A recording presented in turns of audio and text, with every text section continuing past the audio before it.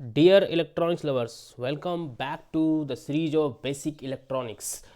और नए उत्साह और नए जोश के साथ हम शुरू करने वाले हैं डिफरेंशियल एम्पलीफायर का चैप्टर, जिसमें पहला टॉपिक होगा कॉन्सेप्ट को समझने की कोशिश करेंगे। Why is differential amplifier, what is differential amplifier, क्या है, ठीक है, इसको मतलब इसको लाने की ज़रूरत क्या पड़ी और ये कैसे काम करेगा, क्या हम चाहते हैं, what we expect from this amplifier, क्या हम चाहते हैं इससे करवाना, ठीक है। और उसके बाद एक सर्किट डायग्राम भी बनाएंगे जिसमें हम देखेंगे एमीटर कपलिंग किया हुआ रहेगा और उसका सर्किट एनालिसिस करेंगे और जो भी पैरामीटर्स या जो भी हमने फिगर्स इससे हमने सीखा पहले वाले टॉपिक से उसको यहाँ एनालाइज करने की और डिराइव करने की भी कोशिश करेंगे।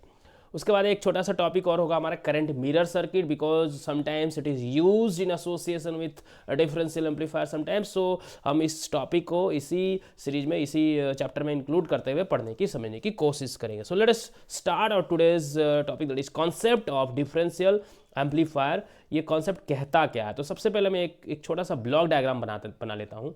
एक ब्लॉक डायग्राम सिंपल सा बनाऊंगा। ये एक ब्लॉक डायग्राम है, ये मेरा एक लीनियर एक्टिव डिवाइस है, ठीक है, जो कि लीनियर एक्टिव डिवाइस का मतलब ये कि ऑब्वियसली ट्रांजिस्टराइज्ड डिवाइस होगा, लीनियर एक्टिव डिवाइस है, ठीक है। और इससे मैं करवाना चाहता हूँ कुछ काम करवाना चाहता हूँ। अगर ये वो काम कर लिया तो उसका इस डिवाइस का मैं नाम रखूँगा डिफरेंशियल एम्पलीफायर। बट काम क्या कराना चाहता हूँ, देखिए क्या काम करवाना चाहता हूँ। दो इनपुट्स टर्मिनल मेरे पास इसके हैं और एक सिंगल आउटपुट टर्मिनल है। दो इनपुट टर्मिनल पे V1 टाइप और V1 और V2 नाम से दो वोल्टेज इनपुट में दे रहा हूँ और यहाँ से ऑब्वियसली वोल्टेज आउटपुट में लेना चाहूँगा। सो व्हाट आई वांट कि ये जो मेरा वोल्टेज आउटपुट हो कुछ ऐसा हो, यानी कि V1 और V2 का डिफरेंस हो, V1 और V2 का डिफरेंस हो और उसका कुछ ऑब्वियसली इस एक्टिव डिवाइस है तो गेन होगा इसका कुछ। एक्टिव डिवाइस का मतलब इसका कुछ गेन होगा, गेन दे रहा तभी तो एक्टिव डिवाइस है। तो सपोज मान लो इसका कुछ गेन ए है। नाउ चूंकि मैं इन दोनों के डिफरेंस को एम्पलीफाई कर रहा हूँ, मतलब गेन ले रहा हूँ उसका, तो इसलिए इसका स्पेसिफिक नाम देता हूँ A D. D stands for difference, specially difference के लिए मैंने डी लगा दिया तो मेरे लिए थोड़ा ईजी रहता है समझना और पढ़ना। तो वी मैं आउटपुट जो है वो ये एक्सपेक्ट करता हूँ, इसको मार्क कर लीजिए। अगर ये आइडियली ऐसा कर पाता है तो इसका नाम रख दूंगा मैं डिफरेंशियल एम्पलीफायर। और इस ऐसा करवाने के लिए मुझे जो भी सर्किटरी बनानी पड़ेगी, जो भी मुझे modifications, designing, extra elements add करने होंगे मैं करूंगा। But my theoretical desire is this. What is that? I want the amplification of the difference of the two voltages inputs of this device should be my output. Output में मैं ये चाहता हूँ, बहुत सिंपल है, एज सिंपल एज दैट। अब ideally यही है एक डेफिनेशन ऑफ डिफरेंशियल एम्पलीफायर और यही डिफरेंशियल एम्पलीफायर भी है। लेकिन एनालिसिस फिर करने की क्या जरूरत पड़ेगी, क्योंकि हमें कुछ प्रॉब्लम्स आएंगे वही डिस्कस करने वाले हैं। अच्छा, बिफोर डिस्कसिंग दैट प्रॉब्लम मैं आपको इंपॉर्टेंस बता दूं। किसी के दिमाग में आ सकता है कि सर ये इसकी नीड क्या थी कि हम दो डिफरेंस लें। तो एक नीड बहुत इंपॉर्टेंट, बहुत पैरामाउंट है, जो लगेगा कि छोटी सी बात है लेकिन बहुत बड़ा बात है ये। मैं बता दूं, सपोज आपके पास यहाँ पे कोई नॉइज का सोर्स अवेलेबल है। Obviously noise will be there always, microphonics कितने टाइप के नॉइज अवेलेबल रहते हैं हमारे सर्किट के अंदर। वो नॉइज ऐसा तो नहीं कि मतभेद करेगा, मैं तेरे पास आऊँगा मैं तेरे पास नहीं आऊँगा। तो नॉइज का कुछ वोल्टेज होगा। सपोज मैं उसको लिख देता हूँ VN करके लिख देता हूँ। मैं आपको थोड़ा समझाने के लिए थोड़ा सा एक हल्का सा टाइम दे देता हूँ यहाँ पे।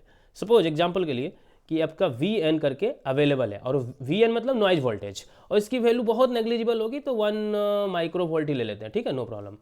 और 1 माइक्रो वोल्ट है तो 1 माइक्रो वोल्ट यहाँ भी जाएगा ऑब्वियसली, और 1 माइक्रो वोल्ट वहाँ यहाँ भी जाएगा। ऐसा तो नहीं कि यहीं जाएगा यहाँ नहीं जाएगा, वो दोनों इनपुट्स पे जाएगा, ठीक है। तो आपके पास अब जो आपका वोल्टेज अवेलेबल है वो V1 प्लस 1 माइक्रो वोल्ट हो गया और ये क्या हो गया V2, ठीक है, V2 minus 1 micro volt, sorry ये भी 1 प्लस है, सॉरी फॉर माय दैट। ये क्या हो गया, ये भी प्लस हो गया क्योंकि जो आपने V1 दिया था उसमें नॉइज वोल्टेज ऐड हो गया, इसमें भी जो आपने V2 दिया था उसमें नॉइज वोल्टेज ऐड हो गया। लेकिन आपका ये डिवाइस क्या करने वाला है, इनका डिफरेंस लेने वाला है और इनके डिफरेंस को ये एम्पलीफाई करने वाला है AD, और यही एज एन आउटपुट आपको देने वाला है ना, V आउटपुट। यही वाला चीज़ मैंने रिपीट करके लिख दिया।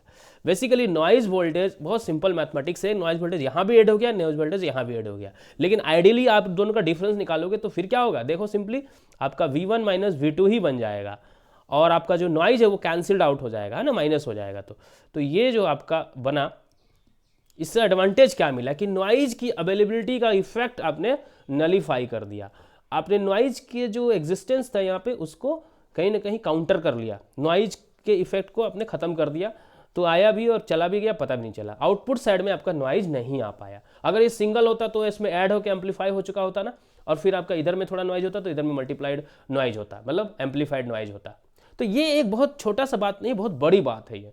तो ये भी एक बहुत बड़ा रीजन है, फैक्टर है कि बड़े बड़े डिवाइसेस, एम्पलीफायर, ऑपरेशनल एम्पलीफायर जब हम बनाएंगे तो इसका यूज यहाँ पे कितना इंपॉर्टेंट बन जाता है। ठीक है, तो आई होप इसका एक इंपॉर्टेंस आपने समझ लिया। Now let us come back to this point कि आप जो चाहते थे, आप क्या चाहते थे कि आप V1 वोल्टेज दो और V2 वोल्टेज दो और आपको आउटपुट में दोनों का डिफरेंस जो है वो एम्पलीफाई होके निकले।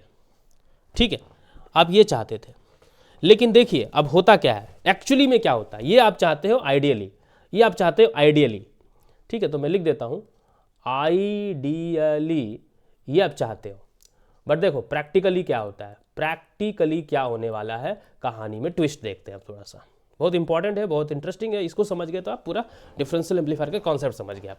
प्रैक्टिकली क्या होता है, मैं आपको एग्जांपल से एक प्रैक्टिकल बताना चाहता हूँ। मैं पहले ये बात बता दूँ, चलिए अब प्रैक्टिकल मैं आपको पहले दे देता हूँ कि सपोज आपने V1 की वैल्यू दे दी, सपोज 50 माइक्रो वोल्ट दे दिया आपने, ठीक, या 150 माइक्रो वोल्ट दे देते पहले, और V2 की वैल्यू दे दी 50 माइक्रो वोल्ट। ठीक है, तो आप कुछ आउटपुट एक्सपेक्ट करते हो, ऑब्वियसली यू एक्सपेक्टेड वैल्यू आपका क्या है, समथिंग लाइक दिस, कुछ एक्सपेक्टेड वैल्यू रहेगा। ठीक है, ऑब्वियसली आइडियली ये जो फॉर्मूला था उसके हिसाब से कुछ एक्सपेक्ट करते हो। ठीक है, एक्सपेक्टेड वैल्यू कुछ एक्सपेक्ट करते हो, लेकिन अब मान लो ये आपका केस 1 है। ठीक है, केस 1। अब मान लो केस 2, क्योंकि इसी तरह से आपको ये बात समझ में आएगी इसलिए मैं ये एग्जांपल दे रहा हूँ। केस 2 ले लो। अब आपने V1 की वैल्यू दे दी 1050 माइक्रो वोल्ट। ठीक है, और V2 की वैल्यू दे दी 950 माइक्रो वोल्ट। ठीक है, अच्छा यहाँ पे ध्यान दीजिए, आपकी जो VD है इनका डिफरेंस देखो कितना है, डिफरेंस सिंपली डिफरेंस क्या है, 100 माइक्रो वोल्ट का है ना, 100 माइक्रो वोल्ट का डिफरेंस है। और यहाँ पे भी आपका डिफरेंस क्या है, देखो ध्यान से, 1050 में से 950 घटाओगे तो 100 ही आएगा, 100 माइक्रो वोल्ट का डिफरेंस यहाँ भी है। तो याद रखिए डिफरेंस यहाँ भी आपने 100 माइक्रो वोल्ट का दिया है, तो उसके हिसाब से कुछ आउटपुट आपने एक्सपेक्ट किया।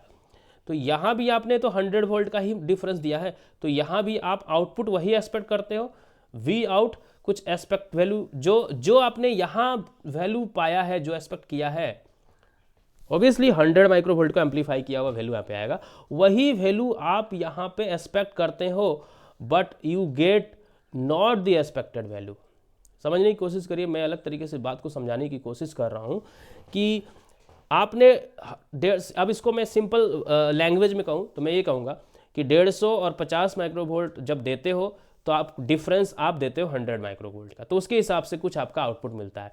तो 1050 और 950 दोगे तो भी तो डिफरेंस आपका 100 का ही है, तो क्या आप उतना ही आउटपुट पाओगे? नहीं पाते हो, एक्चुअली में नहीं पाते हो, प्रैक्टिकली नहीं पाते हो। एक्चुअली में आप एक्सेप्टेड वैल्यू नहीं पाते हो, you don't get that value when the difference was 100 micro volt but the inputs were this, and again the difference is 100 microvolt but the inputs are not same as before। ठीक है, तो ये difference को ही amplify करता है, ये confirm नहीं हो पा रहा। क्या ये डिफरेंस को ही एम्पलीफाई कर रहा है? आइडियली हम चाहते हैं कि सिर्फ डिफरेंस को, मैं 5000 वोल्ट और 5010 वोल्ट दूं तो डिफरेंस कितना है, 10 वोल्ट का है, तो वो 10 वोल्ट को एम्पलीफाई कर देगा। लेकिन 5 करोड़ 10 वोल्ट और 5 करोड़ वोल्ट दूं तो भी मेरा डिफरेंस 10 ही वोल्ट का है, तो क्या वो 10 ही वोल्ट को एम्पलीफाई कर रहा? नहीं, वो कुछ और करने लग रहा। इससे ये हम कम से कम कंक्लूड कर रहे हैं कि दिस डिवाइस इज नॉट ठीक है, sorry, this device is not only amplifying the difference. ये डिवाइस जो है वो सिर्फ डिफरेंस को, इस बात को मैं लिख रहा हूं, this device is not only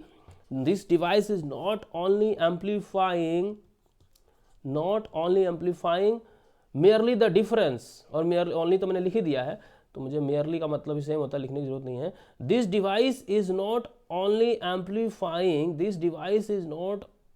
amplifying the difference of the signals. This device is not only amplifying the difference difference of the input voltages के सिग्नल जो है, इनपुट वोल्टेजेस जो भी आप दे रहे हैं उसको, उसके सिर्फ डिफरेंस को ही नहीं कर रहा है, नॉट नहीं कर रहा, कुछ और भी कर रहा है। इसका मतलब कुछ और भी हरकत कर रहा है। इसका सिंपल मतलब है कि कुछ इनमें कॉमन चीज़ें जो हैं, जो एवरेज है उसको भी एम्पलीफाई कर रहा होगा। ठीक है, तो इसका मैं बताने जा रहा हूँ कि it is also amplifying, it is also, actually हम जो निष्कर्ष निकालते हैं कि इट इज मतलब device, it is also amplifying the average level आप समझने की कोशिश करिए। इन दोनों का एवरेज ऑब्वियसली छोटा होगा, इन दोनों का एवरेज बहुत बड़ा होगा, है ना, क्योंकि एवरेज जो आपका शिफ्ट हो गया इधर से उधर। तो इनका मतलब एवरेज का मतलब इंडिकेशन बस ये देता है कि ये वैल्यू कितने वैल्यूज रखते हैं अपने आप में।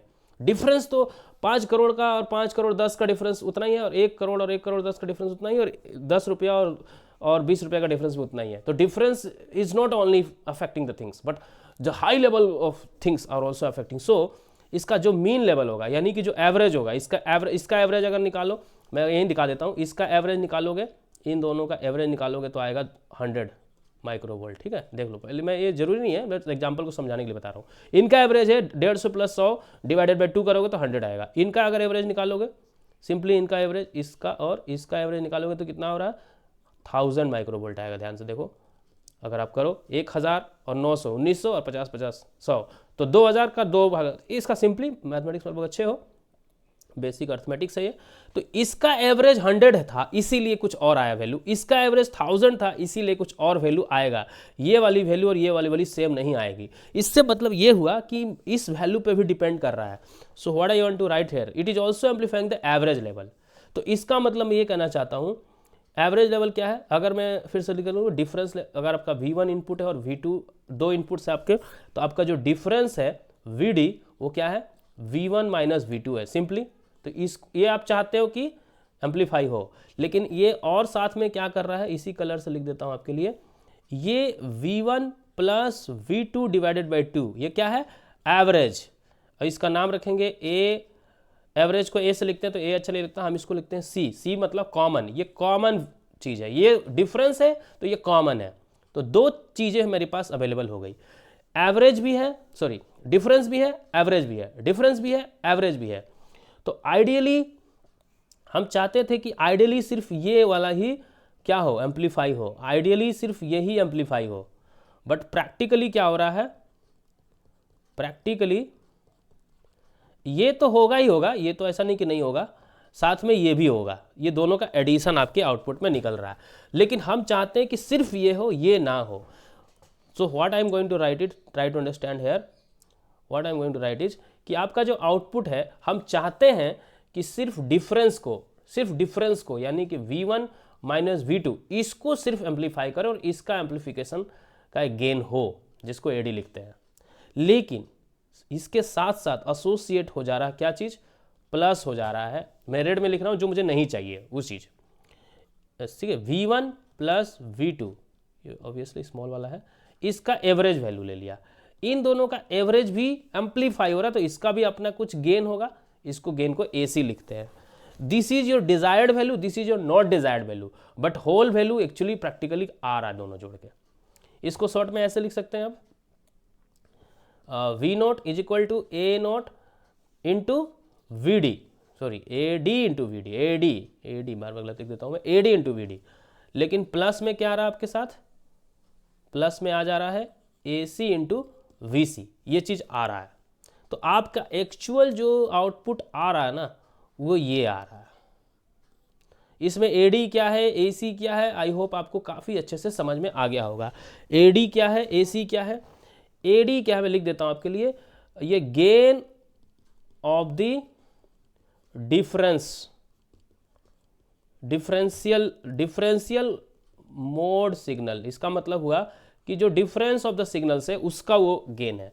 और AC क्या है आपका, मैं AC को रेड में लिख देता हूँ, जो आप नहीं चाहते हो, या आप नहीं चाहते हो लेकिन ये रहेगा, प्रैक्टिकली रहेगा, लेकिन आप आइडियली नहीं चाहते हो फिर भी, इसलिए AC मतलब ध्यान रखिएगा कि AC जो कि कॉमन मोड का गेन है, ये लिख देता हूँ, gain of the average level या कॉमन मोड भी बोलते हैं उसको। कॉमन मोड, एवरेज ही चीज़ें कॉमन है ना, common mode gain, common mode signal.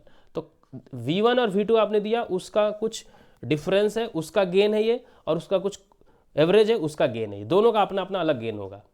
और हम चाहते हैं कि ये गेन तो बहुत बढ़िया हो, ये गेन ना हो, लेकिन ये गेन आपका तगड़ा हो, ये गेन बहुत बढ़िया हो, इसकी तुलना में ये गेन बहुत अच्छा हो, इसकी तुलना में ये गेन बहुत बढ़िया हो, बहुत बेहतरीन हो। तो इसका मतलब आप क्या चाहते हो कि ये जो वैल्यू है, यानी कि AD डिवाइडेड बाई AC, अगर मैं रेशियो निकालने की कोशिश करूँ तो ये चाहते हो कि ये वैल्यू वेरी वेरी क्या हो, हाई हो। ऑब्वियसली हाई का मतलब क्या हुआ कि AD की जो वैल्यू है वो very very greater than AC हो। आइडियली तो ऐसा हो कि इसके ज़्यादा सामने इनफाइनाइट टाइम्स हायर हो, हम ये चाहेंगे आइडियली, लेकिन आइडियली पॉसिबल नहीं है। बट फिर भी हमारा सर्किट में जब प्रैक्टिकल डिजाइनिंग करेंगे तो कोशिश करेंगे कि AD की वैल्यू AC की तुलना में बहुत ज़्यादा हो, बहुत ज़्यादा हो। और यही ज़्यादा होना आपके डिजायर्ड गोल जो था, क्या डिजायर्ड गोल था आपका, कि ये लीनियर एक्टिव डिवाइस मेरा ऐसा कुछ काम करे कि सिर्फ ये काम हो। ठीक है, इससे क्या होगा, मैं यहीं पे लिखने जा रहा हूँ, एक बात देखिए समझ में आ जाएगा आपको, कि V आउटपुट की जो वैल्यू है इसके साथ प्लस में हो जा रही है क्या, AC कॉमन मोड वाला जो V1 plus V2 divided by 2 है, ये चीज़ आपका नलीफाई हो जाए, ये चीज़ आपका नलीफाई मतलब बिल्कुल नेग्लिजिबल हो जाए, कम हो जाए, ना हो जाए। तो इसके लिए क्या होगा, ये जो AD है और ये जो AC है, ये जो आपका AD है और ये जो AC है, इसका रेशियो आपके हाथ में है। क्यों आपको होगा, कैसे हाथ में, क्योंकि ये गेन है, और गेन क्या है, आपके डिवाइस का पैरामीटर्स, डिवाइस का ही डिजाइनिंग, डिवाइस के सर्किटरी है बस, और कुछ नहीं है। आप कैसे गेन को डिसाइड करते हो, तो इसका डिजाइनिंग ऐसा करोगे कि आपकी AD आप बहुत बढ़ा दो, लेकिन AC भी बढ़ गया तो कोई फर्क नहीं पड़ता। आप कुछ भी करो, आप इसके रेशियो पे फोकस करो। ठीक है, आप इसके रेशियो पे फोकस करो।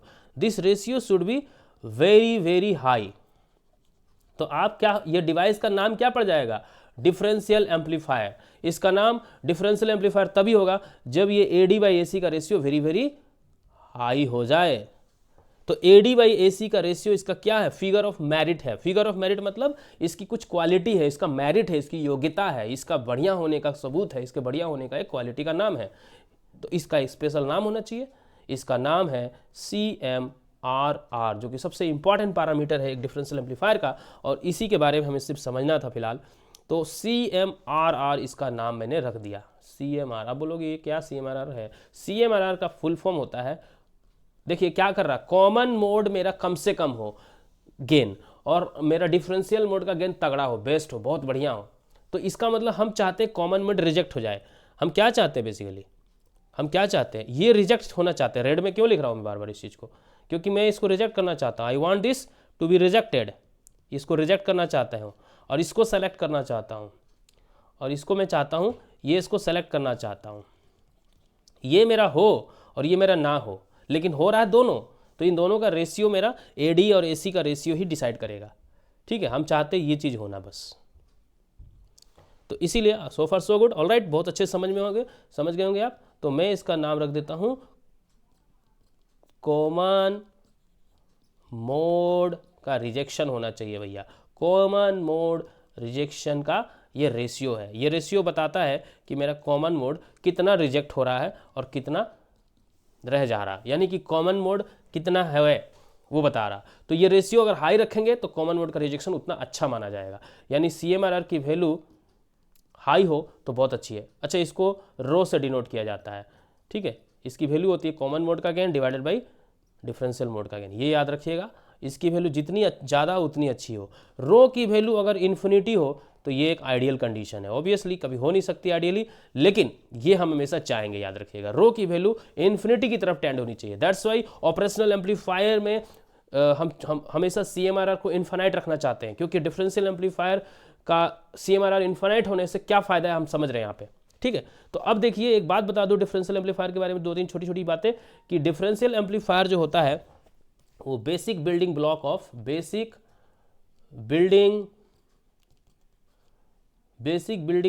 Of IC op-amp. ये IC ऑप-एम्प मतलब जो इंटीग्रेटेड सर्किट बनाए जाते हैं, ठीक है, उसका ये बेसिक बिल्डिंग ब्लॉक है। इसका रीजन मैं आपको यहाँ बताना चाहूँगा, आपको सर्किट डायग्राम से ज़्यादा बेटर समझ में आएगा कि डिफरेंशियल एम्पलीफायर जो होता है ना वो डायरेक्ट कपल्ड एम्पलीफायर होते हैं। डायरेक्ट कपल्ड, डायरेक्ट आपने पढ़ा होगा मल्टी स्टेज एम्पलीफायर में कि ट्रांजिस्टर की जो कपलिंग है वो कैपेसिटर के थ्रू की जा सकती है, ट्रांसफार्मर के थ्रू की जा सकती है, डायरेक्ट भी की जा सकती है। तो ये डायरेक्ट कपलिंग कपल्ड एम्पलीफायर होता है, पहले समझ लीजिए। अब क्यों, ये भी मैं बताने जा रहा हूँ। और यही इसका एडवांटेज है कि इसका यूज किया जाता है आईसीज में किया जाता है। आईसी मतलब इंटीग्रेटेड सर्किट में, चिप्स जो बनाए जाते हैं, क्योंकि चिप्स में, आईसी में हम कैपेसिटर या इंडक्टर को बनाना हमारे लिए थोड़ा सा मुश्किल है, या हम नहीं बनाना चाहेंगे, तो इनको अवॉइड करना चाहेंगे।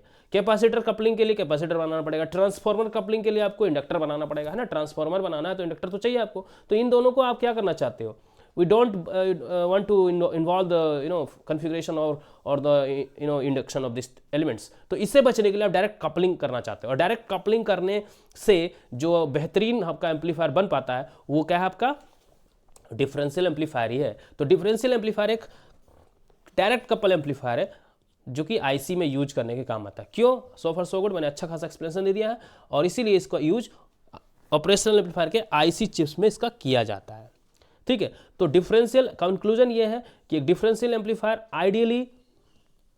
आइडियली जो दो वोल्टेजेस दे रहे हो उसके डिफरेंस को ये क्या करेगा, एम्पलीफाई करेगा और आउटपुट आपको दे देगा।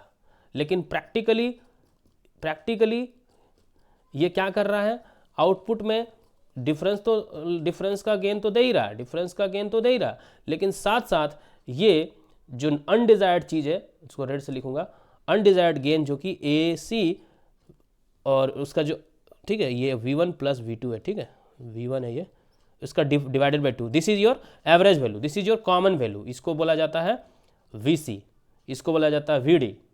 तो ये चीज़ हो रहा है यहाँ पे, इसको बोला जाता है VD, लेकिन ये क्या चीज़ है वो दिखा रहा हूँ मैं। तो आप इसको नहीं चाहते हो तो ये तो रहेगा ही, आप इसका रेशियो पे फोकस करोगे। इसका रेशियो ही है AD बाई AC, और AC आप हमेशा चाहोगे कि रिजेक्ट हो, ठीक है, और इसी को कहा गया है रो, दैट इज CMRR, ठीक है। तो CMRR आज का आपका लेसन था, और इस CMRR को समझने के बाद हम ये जो पहला जो हमारा दूसरा चैप्टर है, पहला तो कंप्लीट हो गया, दूसरा चैप्टर में हम जो ये जो एमीटर कपल्ड किया हुआ, एमीटर का डायरेक्ट कपलिंग किया रहेगा, ठीक है, ऐसे एक एम्पलीफायर का एग्जांपल देखेंगे, एनालिसिस करेंगे, और उसका CMRR वैल्यू भी समझने की कोशिश करेंगे कि कैसे आ रहा, कैसे CMRR को बढ़ाया जा सके, मैक्सिमाइज किया जा सके, उसका भी सोल्यूशन वहाँ पे दिखेगा। Thank you so much.